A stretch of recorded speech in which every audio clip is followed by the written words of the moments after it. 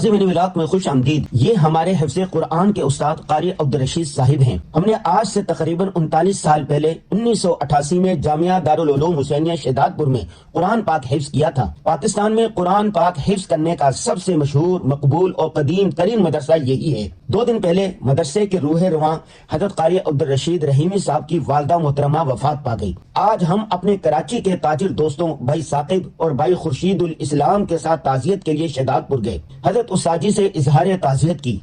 دارالعلوم حسینیہ شہداد پور میں تعزیت کے لیے آنے والوں کا تانتا بندہ ہوا تھا۔ مسنون تعزیت اور دعائے مغفرت کے بعد ہم نے حضرت قاری صاحب سے اپنی والدہ ماجدہ کے بارے میں مختصر سا یادگاری انٹرویو بھی کیا۔ حضرت قاری صاحب اپنی ماں جی کو یاد کر کے آنسوؤں کے ساتھ رونے لگے۔ یہ انٹرویو آپ ضرور دیکھیے گا۔ جن کے ماں باپ حیات ہیں ان کے لیے اس میں بہت بڑی سبق آموز نصیحتیں ہیں، اور جن کے ماں باپ وفات پا چکے ہیں ان کے لیے ایصال ثواب کے لیے بہترین رہنما آسان طریقے بتائے گئے ہیں۔ جامعہ دارالعلوم حسینیہ شہداد پور کی مسجد میں اپنے شعبہ کتب کے استاد محترم شیخ الحدیث حضرت مولانا سلیم صاحب سے بھی ملاقات کی اور حضرت کی عیادت کی۔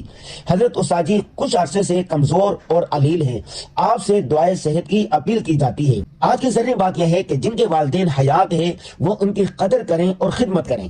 جن کے ماں باپ وفات پا چکے ہیں وہ روزانہ قرآن پڑھ کر ایصال ثواب کیا کریں۔ اللہ حافظ۔